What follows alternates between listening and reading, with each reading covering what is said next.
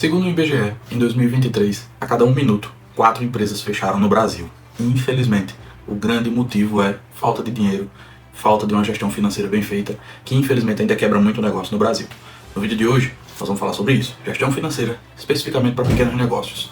Se você está aqui, é porque você quer aprender um pouco mais, é porque você precisa de ajuda na gestão financeira. Se a gente está gravando esse vídeo, é porque a gente decidiu te ajudar. Então, sem mais delongas, bora pro vídeo. Bom, primeiro, rapidamente, deixa eu me apresentar. Eu me chamo Johnson Neto, eu sou consultor financeiro para pequenos negócios, trabalho exatamente nessa parte de gestão financeira, ajudar os pequenos empreendedores a terem uma gestão financeira mais bem feita, mais simplificada, controlar os números de operação e no final conseguir ter lucro. Então é nisso que a gente trabalha e hoje a gente vai trazer aqui alguns conteúdos que vão facilitar o entendimento para você de como deve ser a gestão financeira de um pequeno negócio. Johnson, por que pequeno negócio? Há uma grande diferença entre gerir financeiramente um pequeno e um grande negócio?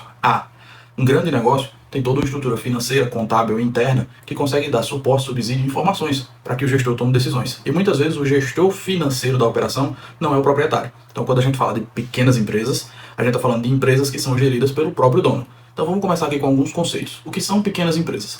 Para nós, da consultoria, nós temos um entendimento de que uma pequena empresa ela vai ter menos de 10 funcionários, ela vai ser gerida pelo próprio empreendedor, pelo próprio empresário, então é ele quem faz tudo, é ele quem gerencia todos os setores ali da empresa, então ele funciona como diretor, como gerente de operações, como estrategista, como diretor de marketing, ele faz tudo. Então essa empresa é considerada uma pequena empresa.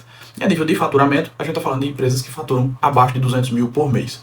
Dependendo do setor, 200 mil é um faturamento alto ou um faturamento baixo. Mas numa média, 200 mil a gente ainda considera uma pequena empresa. 200 mil por mês, tá? Em torno de 2,4 milhões ao ano ainda é considerado uma pequena empresa. Bom, alguns números que fazem a gente assustar. Realmente a gente se assusta quando a gente vê esses números. E quando a gente vai para a prática, quando a gente vai para as consultorias, a gente vê que isso é realmente verdade. O IBGE nos diz o seguinte, que nos primeiros 2 anos, 50% das empresas vão quebrar. Então é um número muito alarmante. Você pensar que com 2 anos de operação, metade das empresas que abriram, elas deixam de existir.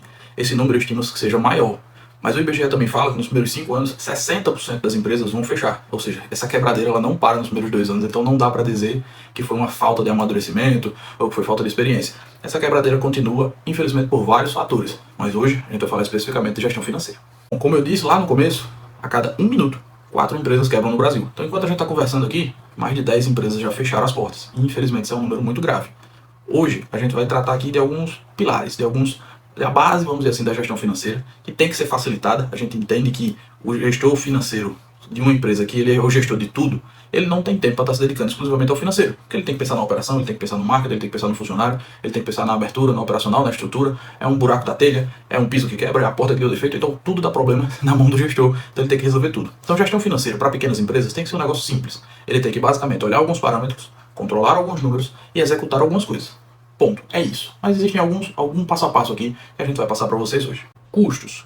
O primeiro passo a se controlar na gestão de um pequeno negócio são custos.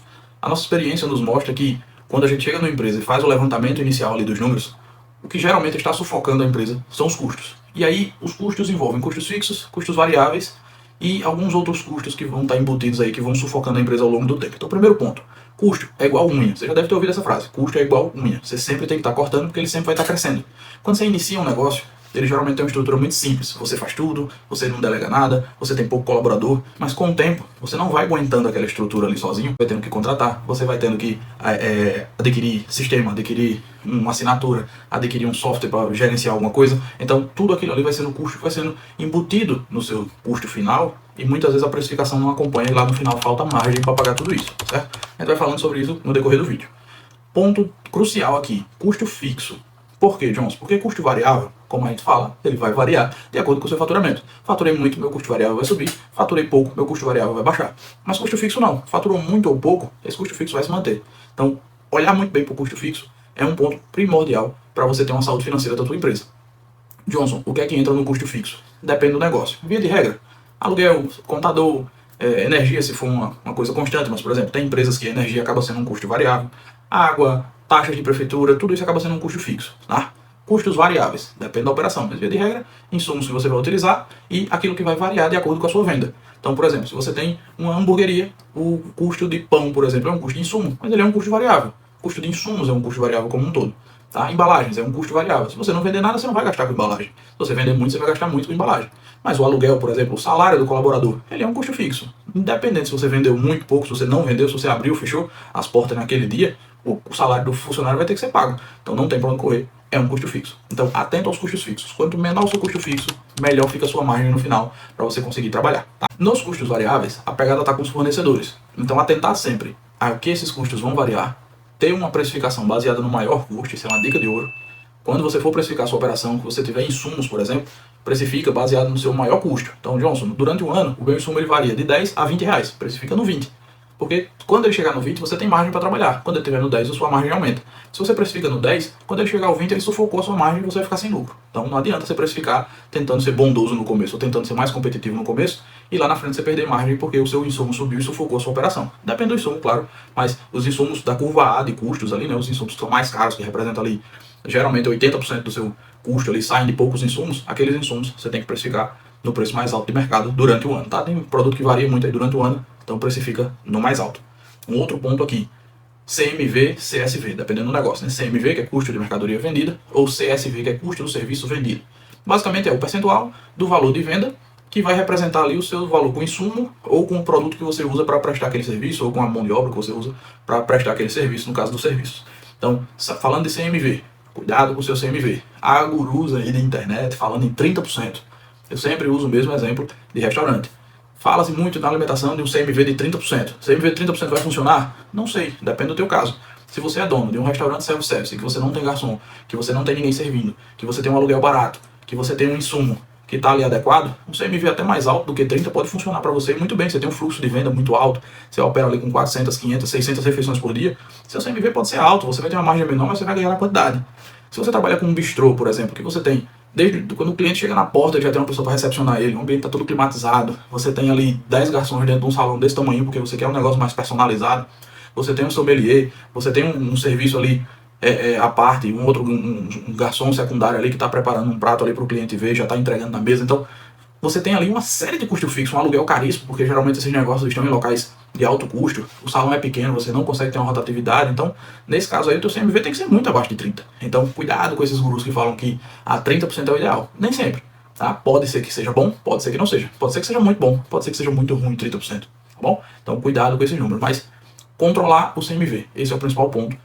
Falando de custos, o CMV ele tem que estar sempre controlado dentro daquilo que a tua empresa precisa. E aí você precisa calcular realmente qual é o CMV ideal para poder saber o que você tem que buscar.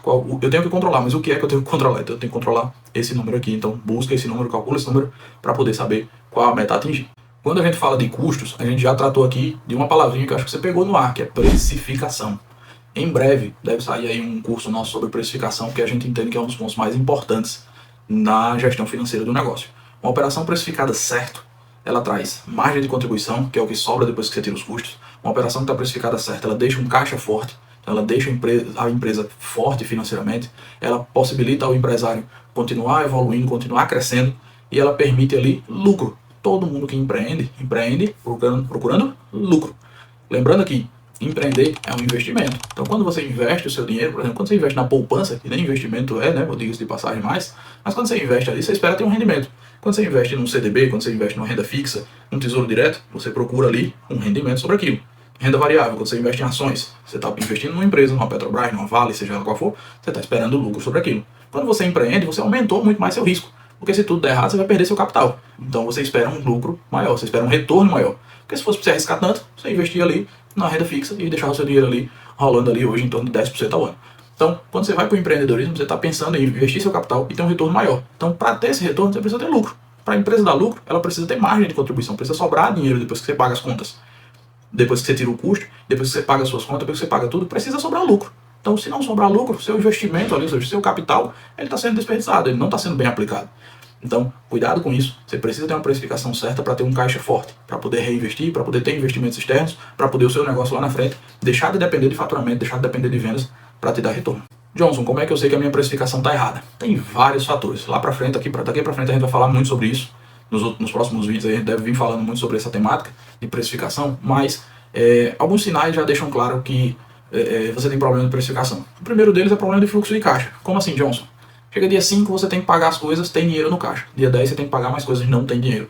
Dia 15 você tem que pagar, tem dinheiro. Então, essa oscilação de fluxo de caixa, fluxo de caixa fraco, não tem dinheiro sobrando. Chega no final do mês, não sobra dinheiro, você não percebe lucro, você não consegue fazer retirada. Sai uma série de sinais que o teu problema está na precificação. Então, você precisa fazer um ajuste fino sobre isso aí. É preciso fazer realmente uma montagem de como essa precificação vai ser feita. A precificação não tem fórmula, não tem planilha que vai te dar uma precificação, tá? Realmente é uma construção que precisa ser feita, analisando muita coisa para poder chegar a um preço final. Então a precificação correta é um dos pilares. Então falando de custos, falando de precificação, vamos para o terceiro tema. Lembrando, tá? Eu estou trazendo isso aqui de maneira muito superficial, porque depois a gente vai gravar muito vídeo ainda aqui no canal. Não sei quando você está assistindo, talvez esse vídeo já esteja no canal, mas a gente vai gravar muito vídeo aqui falando sobre custo. A gente vai falar só sobre custos fixos, falando sobre custos, só sobre custos variáveis, precificação e os próximos temas que a gente vai trazer aqui nesse vídeo. Depois a gente vai fazer vários vídeos aprofundando muito mais esses assuntos, mas vídeo a vídeo, porque senão esse vídeo aqui vai ficar muito longo para você. Terceiro pilar da gestão financeira de um pequeno negócio: controle.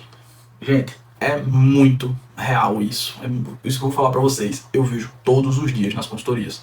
A gente inicia uma consultoria, eu começo a solicitar os dados do empreendedor e ele simplesmente não tem.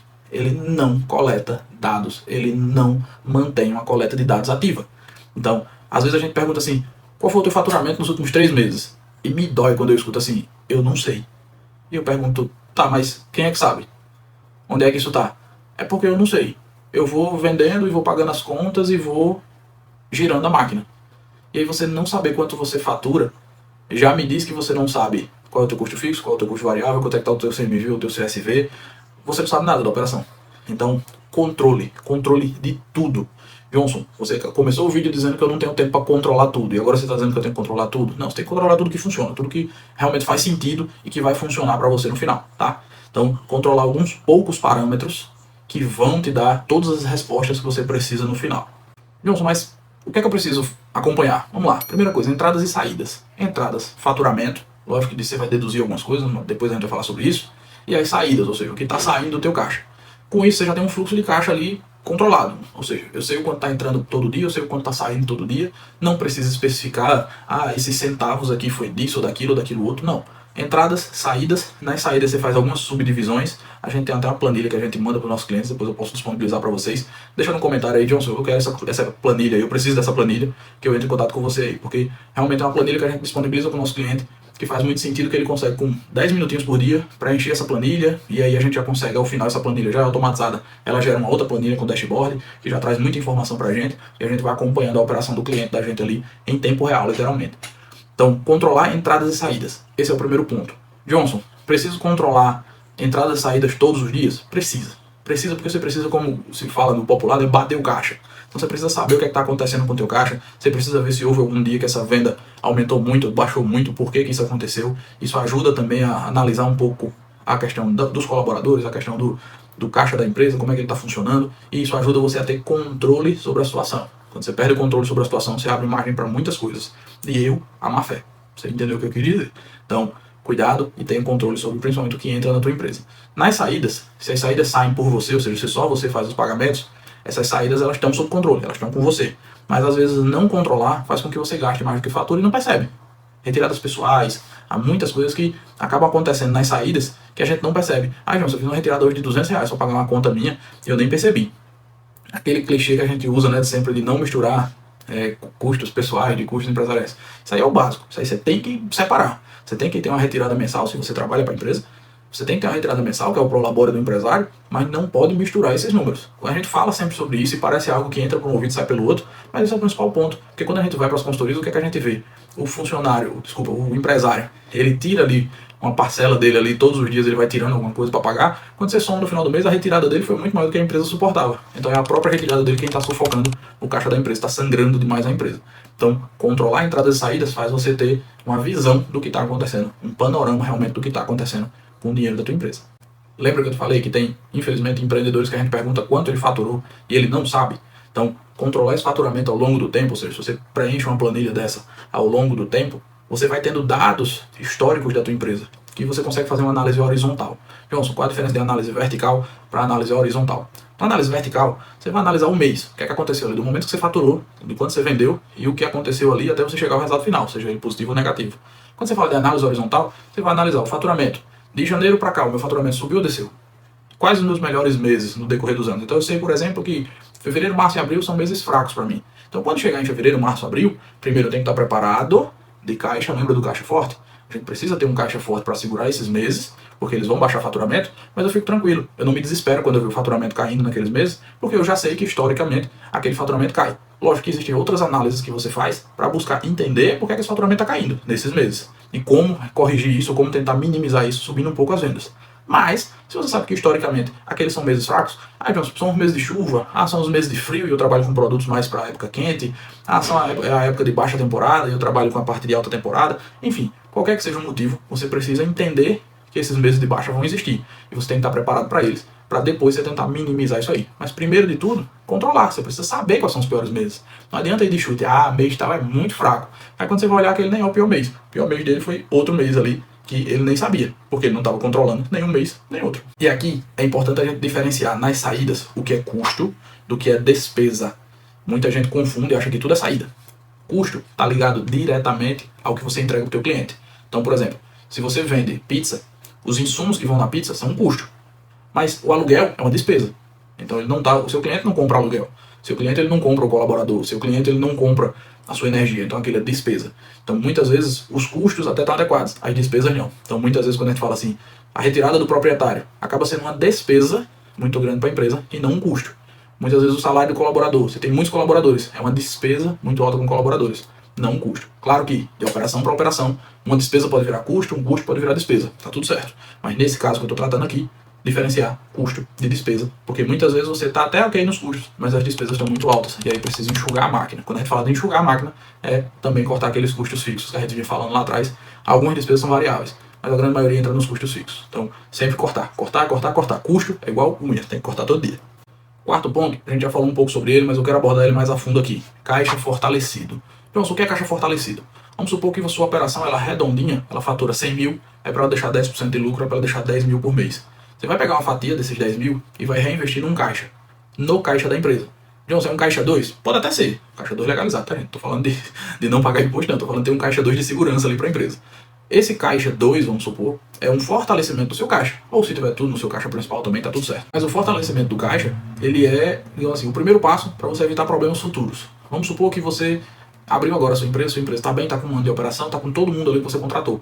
Daqui a pouco vão começar a acontecer desligamentos, demissões, pedidos de demissão, problema com o colaborador. Daqui a 2, 3, 4 anos, isso vai se tornar um problema, provavelmente um custo judicial, ou seja, uma ação trabalhista que vai retornar, você vai ter que fazer acordo, vai ter que pagar. Então muitas vezes a gente vê empresas que começaram bem, operaram 1, 2, 3 anos bem, daqui a pouco começa a vir aqueles problemas que ao longo do tempo é que vão surgir. Sabe, carro, você compra um carro zero, ele não vai te dar problema. Aí você acha que nunca vai gastar com manutenção.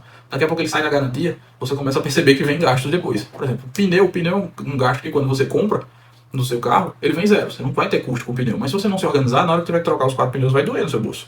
Bateria do carro, ela demora 2, 3 anos. Mas na hora que tiver que trocar, ela vai doer no seu bolso. Empresa é a mesma coisa. Se você não começar a se preparar para manutenção de equipamento, quando você abre uma empresa, geralmente os equipamentos são todos novos. Então, equipamento novo não dá problema, via de regra, não dá problema se der, tá na garantia. Mas depois que o tempo passa, depois que esses equipamentos saem da garantia, você vai precisar ter uma manutenção desses equipamentos, você vai precisar ali investir em novos equipamentos, você vai precisar ali ter mais dinheiro lá na frente do que você precisa agora. Então sempre pensa que o teu caixa tem que estar fortalecido.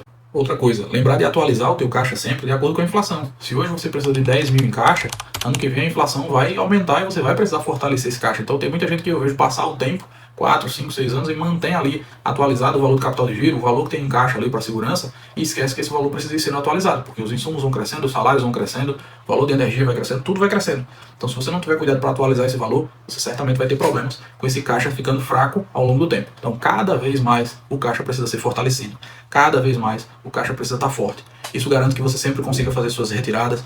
Johnson, por que você fala que é tão importante um caixa fortalecido? O caixa fortalecido, um caixa forte para a tua empresa, é quem vai deixar você fazer suas retiradas no futuro, é quem vai garantir o teu prolabore, que é o teu salário, é quem vai garantir o teu lucro no final, é quem vai garantir que você consiga reinvestir, é quem vai garantir que você consiga investir em novas operações, em novas empresas, em novas sedes, em novas filiais, novo tudo para você. Então, se você não tiver um caixa fortalecido, você vai estar sempre, como a gente costuma dizer no popular, assando e comendo.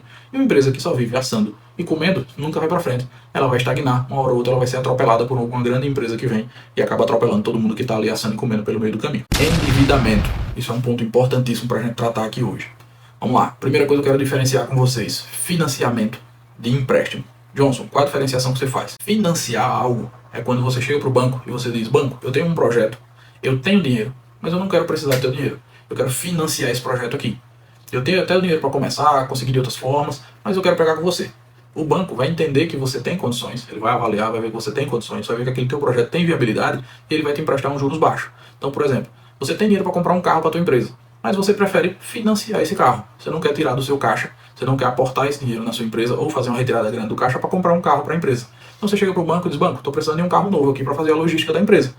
O banco vai dizer, tá, mas por que você precisa disso? Não, eu estou com dinheiro em caixa aí, você está vendo aí quanto é que está meu caixa, né? Estou precisando comprar, mas eu não quero mexer nisso aí não. O banco vai dizer, tá bom, vou te oferecer aqui, ó, a taxa bem pequenininha, financia o carro com a gente financia um carro no valor até maior.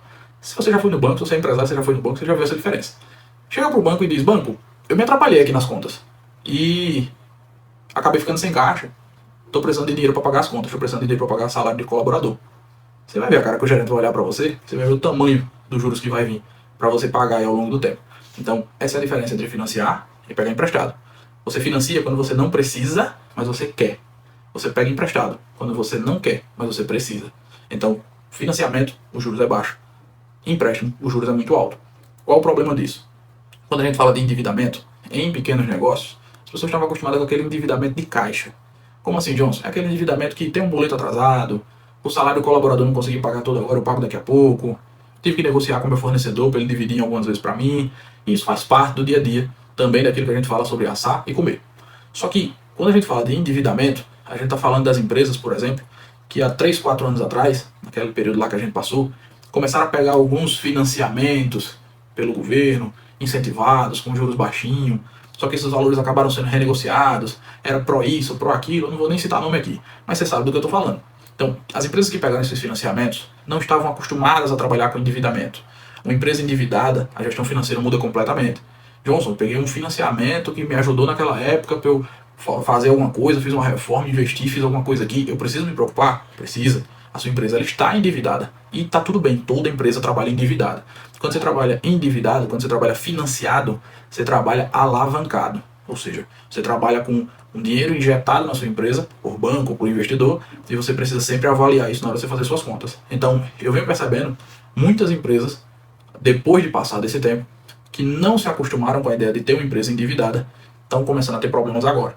Porque aquele empréstimo com a carência de 11 meses para pagar, um ano para frente para pagar, você faz o empréstimo, você faz ali o financiamento, né, que na verdade era um empréstimo, esse dinheiro entra para você, você gasta esse dinheiro e você não se prepara para aquela parcela que vai vir daqui a 11 meses. Então, eu, infelizmente, estou vendo muita gente tendo dor de cabeça agora, porque essas parcelas estão se acumulando, os custos estão crescendo, essas parcelas estão sendo renegociadas por outros financiamentos que acabam, e aí já começa a tomar cara de empréstimo, já deixa de ter cara de financiamento de baixo custo, já começa a ter cara de empréstimo, e aí eu estou vendo muita empresa, infelizmente, entrando numa bola de neve negativa, e isso é muito complicado. Então, cuidado com o endividamento da tua empresa. Quanto menos você precisar de capital externo, melhor. Se for precisar, lembre-se sempre, entre no financiamento, nunca no empréstimo. Ou seja, só vá para o banco se você realmente quiser financiar algo que vai te trazer retorno. Nunca espere para ir na hora que você vai ter empréstimo para pagar a conta que ficou atrasado, porque certamente você entrou numa bola de neve negativa. E aí, para manobrar o barco para voltar, dá muito mais trabalho e infelizmente às vezes não dá. Uma dica bônus que eu vou trazer aqui para você, eu não vou puxar a sardinha pro meu lado. Você pode contratar qualquer consultoria, mas tenha uma consultoria. De novo, ter controle sobre as coisas, ter clareza sobre os números é muito importante para você tomar decisões. Então as decisões estratégicas, elas são tomadas com base nos números, naquilo que você tem conhecimento. Não adianta você tentar tomar decisões às cegas, porque você não vai conseguir tomar uma boa decisão, porque você vai estar usando o seu viés pessoal e não os números. Os números não mentem, o seu viés mente. Aquilo que você pensa, aquilo que você acha, aquilo que você analisa no mercado, principalmente nos mercados locais, pequenas empresas, né, que estão em pequenas cidades, que estão em cidades grandes, mas que estão mais setorizadas, não conseguem ter uma visão muito grande do mercado como um todo. Então muitas vezes você está tomando decisão baseada num viés. Então é preciso você ter alguém com você, é recomendado, né, que você tenha alguém com você que te traga clareza sobre os números, que te ajude a coletar esses números, que te ajude a controlar esses números e fazer as correções necessárias, para que a tua empresa sempre continue crescendo, tendo margem, te dando lucro no final e você possa sempre continuar crescendo. Tá? Então, independente, a gente faz esse trabalho, é o nosso trabalho no dia a dia, a gente também é uma consultoria. Nesse momento a gente está também focando muito nessa produção de conteúdo, tentando trazer um conteúdo de qualidade para você, mas o nosso viés principal é realmente a consultoria financeira, voltado para pequenas empresas. A gente não atende grandes empresas, a gente só atende pequenas e médias empresas, porque a gente entende que é quem mais sofre realmente com a carga tributária, com o custo Brasil. Quem realmente precisa de uma ajuda maior é quem realmente muitas vezes não tem ninguém para ajudar ali, não tem uma equipe financeira, não tem uma equipe para ajudar e realmente precisa de ajuda. Então é nisso que a gente trabalha e eu te recomendo que tenha sim uma consultoria financeira com você que entenda do teu negócio, que entenda de pequenos negócios, que entenda do mercado, para que você tenha pessoas que possam somar com você na gestão do teu negócio e que possam te ajudar a caminhar sempre para frente. Johnson, eu estou muito no começo e eu queria uma dica de como começar a me aprofundar um pouco sobre o assunto. Bom, eu vou te recomendar um livro. É um livro que eu li há muito tempo, mas que eu recomendo bastante, que é do Gustavo Cerbasi, tá?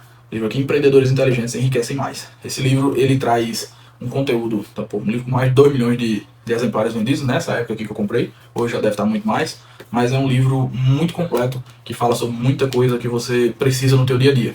Ele traz demonstrativos, ele ensina a fazer ali determinadas movimentações, ele traz ali uma explicação. Realmente Gustavo Cerbasi é realmente aí um ícone, né, quando se fala de gestão financeira pessoal e empresarial. Então realmente eu recomendo esse livro. Eu vou deixar um link aqui na descrição, que é onde eu geralmente compro os meus livros. Eu tenho o link desse livro, vou ver se eu consigo com desconto para vocês. Vou deixar aqui no primeiro link da descrição. E acho que vou deixar também na descrição o link dessa planilha que eu falei para vocês. Mas quem tiver interesse, comenta lá embaixo. Johnson, eu quero essa planilha, eu preciso dessa planilha, que eu vou deixar para vocês também linkado lá embaixo, tá? Então, quero te agradecer por ter vindo até aqui. Muito obrigado por ter assistido o nosso vídeo. Espero que a gente tenha somado com você. Se inscreve no canal, deixa o teu like, compartilha com alguém que pode fazer sentido, com aquele amigo, primo, parente, que tem um pequeno negócio, que tem uma pequena empresa. Compartilha com ele, ajuda ele a fazer a gestão financeira do negócio dele de maneira melhor. Espero que eu tenha te ajudado também. Então se inscreve no canal, toda semana a gente vem trazendo vídeos novos para você e até a próxima.